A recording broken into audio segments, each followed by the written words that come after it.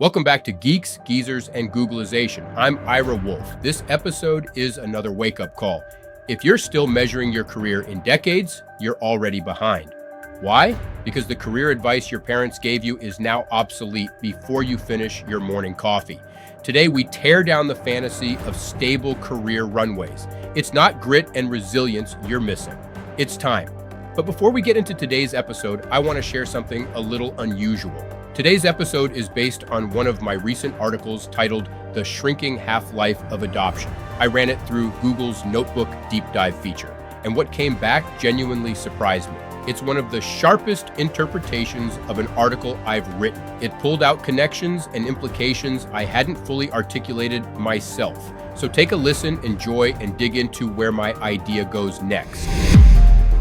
If you entered the workforce in, say, 1980, you basically had 40 years before your core professional skills became fundamentally obsolete. Right, 40 whole years. Yeah, 40 years to, build a career, establish your expertise, and just kind of coast on the foundation you built in your 20s. Which is completely unheard of today. I mean, it's a luxury. Exactly. Because if you are sitting in a middle school classroom right now, your career runway is going to burn up before you even hit age 25. It is terrifying when you actually put a number on it. It really is. Yeah. So to everyone listening right now, maybe you're on your commute and you've been carrying around this low-level hum of anxiety about your job. Yeah, that feeling that you just don't have enough time to catch up before the ground shifts again. Right. Well, you are not imagining things. Yeah. And you aren't just tired. The mathematical laws of workplace survival have literally changed beneath our feet.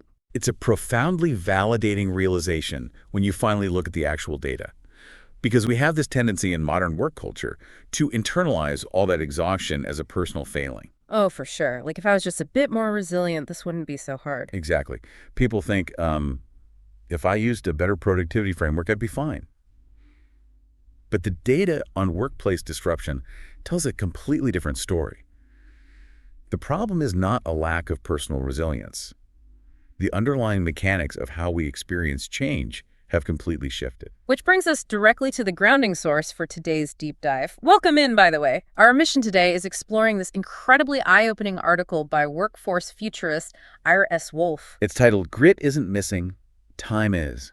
And it is fascinating. It really is. We are going to explore his concept of the shrinking half-life of adoption. We want to uncover why our, deeply held traditional ideas of adaptability are actually trapping everyone. Yeah, both the older generations who think they've seen it all and the younger ones who mistakenly believe they're perfectly prepared.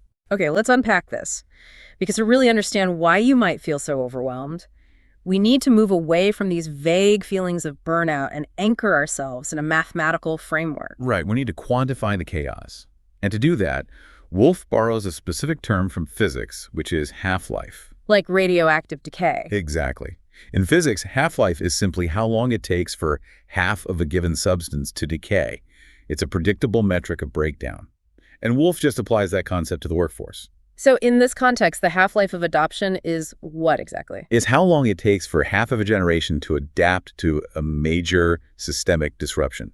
And the defining insight of his research is that this number has been shrinking generation after generation for 80 consecutive years. Wow. 80 years. So he breaks down the exact data on what he calls the runway. This is basically the preparation window, right? Yeah, the time a generation gets to prepare, build their careers, get a solid foundation before a massive inflection point hits and rewrites the rules. Okay, let's look at the numbers. Let's compare these shrinking career preparation windows. Baby boomers had about 40 years of a flat, stable runway. Right. They could build a career and a family before the ground genuinely moved. Then Gen X got about 30 years. Millennials got roughly 20 years. Gen Z is getting something closer to 10 years. And Gen Alpha, the kids who haven't even entered the workforce yet, they're looking at a runway of less than a decade. Less than a decade to prepare for a total career rewrite. That compression is it's violent. It really is. Right. Let's put a human face on this, right? Think about what a 40-year runway actually looks like. Right. A baby boomer who entered the workforce in 1975 could learn analog accounting principles. And they transitioned to basic computer spreadsheets in the 90s, and they could reasonably expect the core logic of their profession to carry them well into their peak earning years in their 50s. Their expertise compounded over time. Right, they just added a new tool to the same foundational knowledge. Exactly. Now, compare that to a Gen Z professional entering the workforce today. The foundational technology, the communication platforms, the basic economic realities of their industry, all of that will likely upend itself 2 or 3 times before they even turn 30. So the ground shifts before the foundation is even poured. Yes. Perfectly said. Okay, but I'm going to challenge the premise here slightly. Let me push back. Go for it.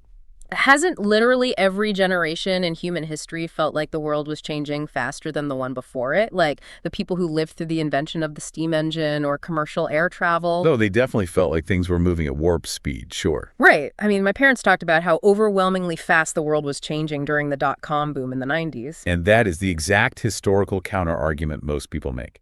It's why Wolfe's focus on the mathematics here is so crucial. Yes, every generation experiences profound change. But the shrinking we are measuring right now is not linear. It's exponential. Exactly. It's collapsing exponentially. We have to explain the causality here. Why is the half-life shrinking so fast? It comes down to compounding technology. Meaning one invention basically fuels the next one faster. Right. The microchip allowed us to build the internet. The internet allowed us to build mobile connectivity. Mobile connectivity generated the massive data sets required to train artificial intelligence. So each new paradigm acts as an accelerator pedal for the next one. Exactly. It creates this feedback loop that actively destroys the preparation runway faster with every single cycle. Going from 40 years down to 30 years is a shift, but you could basically still manage a traditional human career within 30 years. But the jump from 20 years down to under 10? Yeah. That exponential collapse fundamentally alters the psychological experience of going to work. Okay, let me test that logic with an analogy. If I translate this into, like, video game terms, it's not just that the levels of the game are getting harder, which is what previous generations experienced with the steam engine. It's that the actual countdown timer at the top of the screen, the time you get to complete the level, is being slashed in half every single time you advance. That captures the mechanism perfectly. You aren't just fighting tougher bosses. You're in a literal war against the clock itself. And that collapsing timer is the invisible variable that boomers and Gen Xers frequently fail to grasp when they evaluate younger generations today. They are critiquing the gameplay of a 24-year-old without realizing the game's timer has been artificially sped up. Which brings us to the second half of Wolfe's equation. Because having less time to prepare is stressful enough, but the runway is only half the story. What happens when that wave of disruption actually crashes down? This is where it gets really intense. Right, because Wolfe's theory also measures the transition window, the time it takes for a disruption to fully resolve once it hits. Yeah, what's fascinating here is we are looking at a true double bind. You get less warning before the disruption starts, and you get significantly less time to adjust your life once it arrives. Let's trace those resolution timelines by generation, just like we did with the runway. Okay, so boomers had roughly a 30-year window to actually navigate and absorb their transition once a major shift started. Yeah. Gen X had about 23 years. Millennials had 17 years. Gen Z has 12 years. And Gen Alpha has an estimated 8 years to fully transition through a systemic shock. An 8-year window to totally pivot your life. I just want to pause on that 17-year window for millennials. If you are a millennial listening to this, think about what a 17-year window feels like in the context of actual human milestones. It's basically your entire young adult life. Exactly. You are trying to pay off a decade of student loans, navigate a wildly volatile housing market to maybe buy your first home, start a family, all while the fundamental requirements of your profession are rewriting themselves. And then you look at Gen Alpha, who will have less than 10 years of warning and only 8 years to actually survive the change and come out the other side. Wolfe captures this with an incredibly precise metaphor in the article, doesn't he? He does. He notes that older generations experience disruption as a slow-moving wave they could see coming from the shore. Like, they had time to stand on the beach, watch the tide draw back, measure the incoming swell, and calmly decide what kind of surfboard they needed. Exactly. But the next generation doesn't get a wave. They get a rip current. A rip current just grabs you by the ankles and violently pulls you out to sea before you even register that you are in the water. We have to make this real for you guys listening because it is so easy to fall into the trap of thinking disruption is only technological. We talk endlessly about AI or automation, but this exponential compression of time traps legacy career models entirely. Oh, absolutely. Consider non-technological disruption. Like job loss. Yeah. Imagine your company restructures and your department is suddenly shrunk by half. Or maybe your boss, who is your primary advocate at the company, just leaves unexpectedly. Or you're offered a promotion that requires relocating your entire family across the country in a matter of weeks. Those professional shocks are difficult enough. But then layer on deeply personal life events that completely disrupt your ability to work at your normal capacity. Right. An unexpected divorce or the messy breakup of a long-term relationship. Receiving a cancer diagnosis, navigating the sudden loss of a parent. These are just the common, unavoidable tragedies of a human life. And historically, you had decades of a stable career buffer to help absorb those blows. When a baby boomer went through a massive life disruption in, say, 1990, the economic environment around them was moving slowly enough that they could take a breath. They could step back, recalibrate, find their footing again. Right. The industry didn't completely change out from under them while they were distracted by a personal crisis. But if a Gen Z worker goes through that exact same health crisis or a divorce today, the rip current does not pause out of sympathy. It really doesn't. They have maybe 12 years for the entire paradigm of their industry to shift. If you have to step back to undergo chemotherapy or manage a brutal divorce for 2 years, the industry you return to might be fundamentally unrecognizable. Your skills have decayed while you were literally just trying to survive. It's brutal. That is the insidious nature of the shrinking half-life. It removes the buffer for human frailty. Okay, so here's where it gets really interesting, and frankly, I am struggling to reconcile this point. What's that? If the math is this obvious and these timelines are compressing this drastically, why aren't the experienced leaders in the workforce, the executives who steer these companies, adapting their expectations? Why do we constantly see business articles with titles like "Grit Isn't Missing," which clearly implies that older management thinks the younger workforce is just inherently weak? Well, it is the ultimate trap of task success. If you are a boomer or a Gen Xer in a leadership role, you successfully handled disruption in the past. True. You navigated the dawn of the public internet. You survived the 2008 global financial crisis. You managed the pivot to mobile computing. You proved yourself. Right. And through those victories, you built your professional instincts. You developed a deeply ingrained sense of what normal change actually feels like. But those instincts were calibrated to a world that moved slowly enough for you to recover your balance. And Wolfe points out that these high-performing older workers miss this reality, not because they are intentionally obtuse or malicious. No, not at all.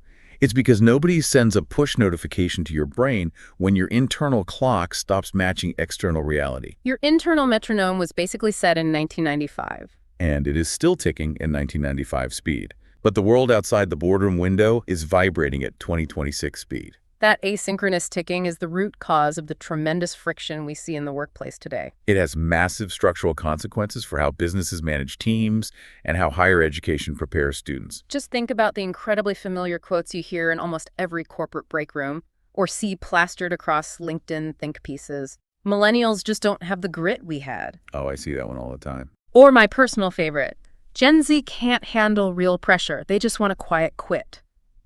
I hear those phrases constantly. Right.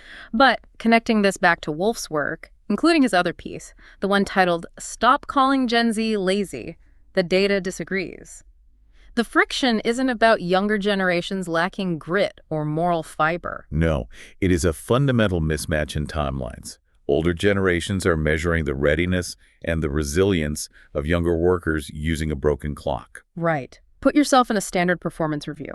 If a Gen Z employee expresses deep burnout or intense anxiety about a newly announced corporate initiative, the Gen X manager looks at them and thinks, "Why are you panicking? We have plenty of time to figure this out. Just put your head down, show some grit, and work through it." because the manager genuinely believes they are both surfing a slow-moving wave. Exactly. The employee, however, knows they are caught in a rip current. That employee's anxiety isn't a lack of grit.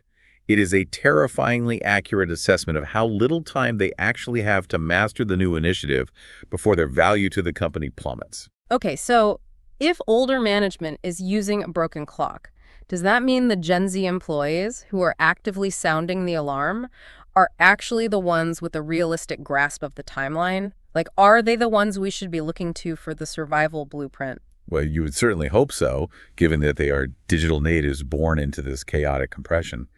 But Wolfe's research reveals a massive, dangerous blind spot for the youth as well. Wait, really? Yes, they are in just as much danger as the executives, if not more, precisely because of their upbringing. Which brings us to a really chilling data point from Wolfe.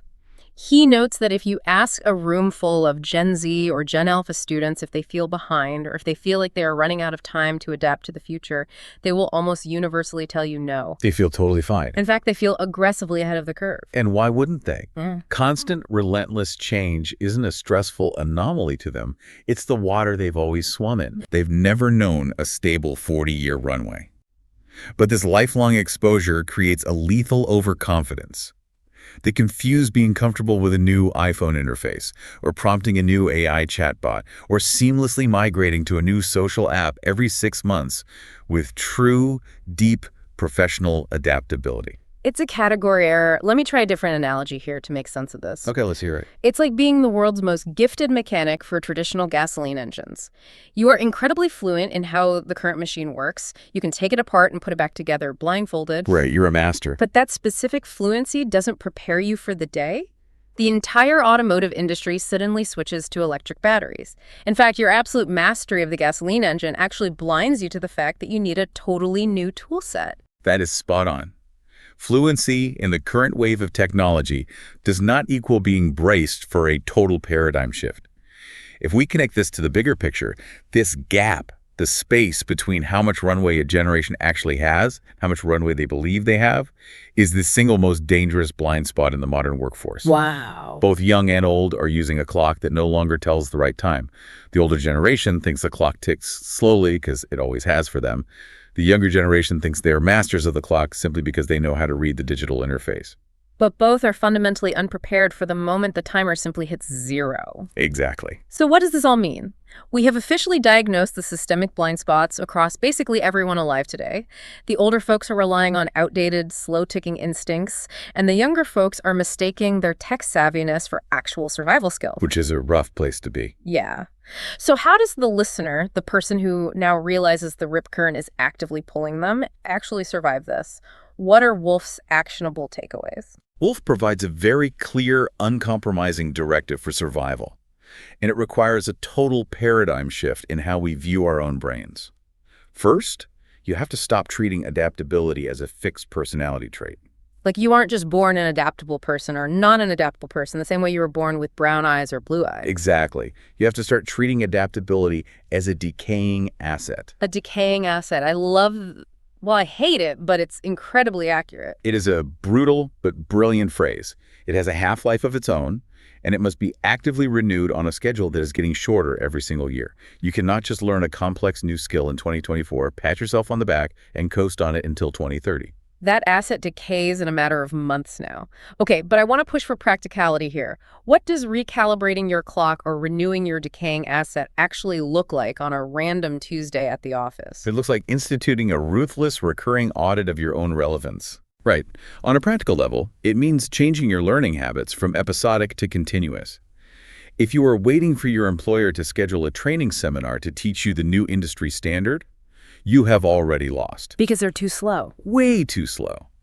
Recalibrating your clock on a Tuesday means blocking out 2 hours a week, every week, non-negotiable, specifically dedicated to exploring the fringe developments in your field that currently make 0 sense to you. It means actively seeking out the friction of feeling incompetent, rather than resting in the comfort of your current expertise. Exactly. You have to get comfortable feeling like a beginner again. Constantly. So what does this mean for the macro structures? We've talked a lot about the individual, but there have to be massive consequences for business leaders and higher education institutions if they ignore this shrinking half-life. The consequences for macro institutions are severe. If you are a university administrator, you fundamentally cannot design a static 4-year curriculum based on what the job market looks like during a freshman's orientation week. Because of the exponential collapse we discussed earlier. Exactly.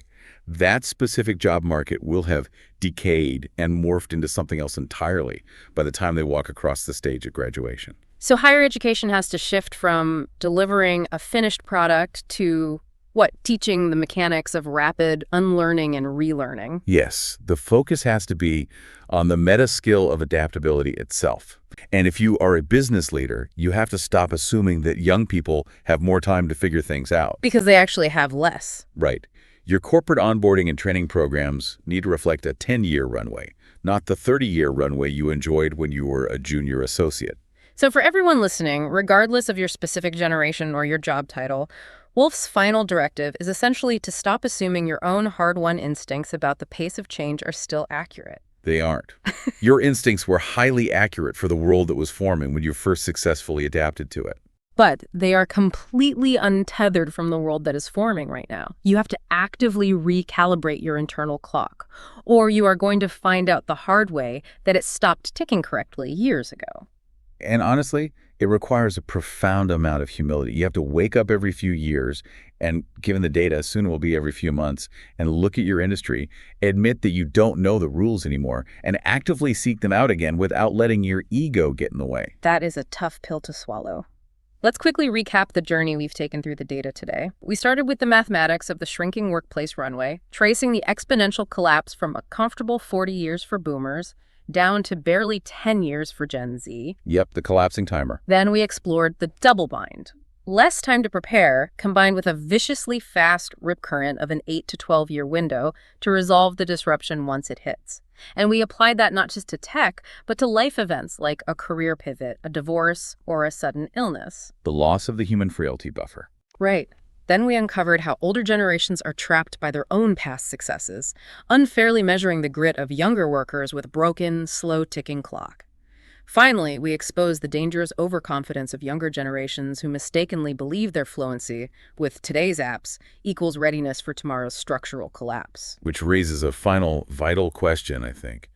Something that builds on Wolfe's research, but takes us into entirely uncharted territory. Oh, I love these. What is it? If adaptability is truly a decaying asset, and the transition window for Gen Alpha is shrinking to just 8 years, what does the future of retirement, or even the basic architecture of a human life, actually look like? Oh, wow. That is a massive structural question. Right. For a century, we've built our society on a very specific, reliable model. You learn for 20 years, you work for 40 years, and you retire for 20 years, the 20-40-20 model. That's the dream. But if the runway is burning while you are still in middle school, and the half-life of your industry's relevance is only 8 years, doesn't that traditional model completely shatter? I mean, how do you build major long-term life milestones, taking out a 30-year mortgage, raising children, saving for a 401k around an 8-year rip current? Exactly. We might not just need new corporate training programs. We might need a fundamentally new economic architecture for the entire human lifespan. That is a deeply provocative thought to leave you with. If the 20-40-20 life model is dead, we all have a lot of structural building to do. To everyone listening, keep recalibrating your clock. Audit your skills on a Tuesday. Question your instincts, renew your adaptability before it decays, and above all, stay curious. Thanks for diving deep with us. Thank you for listening to Geeks, Geezers, and Googlization. I hope you enjoyed the episode. I welcome your feedback, your challenges, and your shares with your connections, colleagues, and clients. Connect with me on LinkedIn. And remember, don't let the shift hit your plan.